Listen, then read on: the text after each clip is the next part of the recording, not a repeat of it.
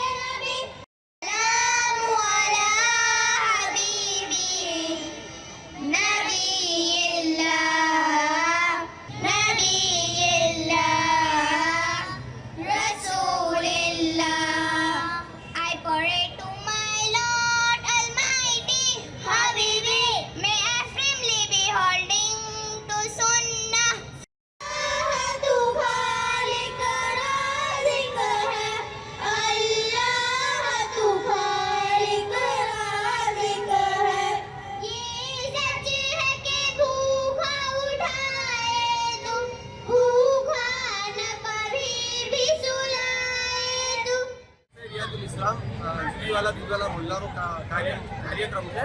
વાર્ષિક ઇનામ પ્રોગ્રામ છે। છેલ્લા કેટલા વર્ષથી આ રાખવામાં આવે છે? આ છેલ્લા મદ્રસો 35 વર્ષ 40 વર્ષ જૂનો છે, પણ છેલ્લા 15-17 વર્ષથી આ પ્રોગ્રામ કરીએ છીએ વાર્ષિક ઇનામ વિતરણનો।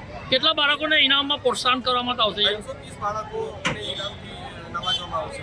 ઉપસ્થિત મહેમાનોમાં કોણ કોણ છે? ઉપસ્થિત મહેમાનોમાં મૌલાના સલીમ સાહેબ બિરાદર છે અને મુફ્તી ઇબ્રાહીમ સાહેબ બોલાવાલા છે।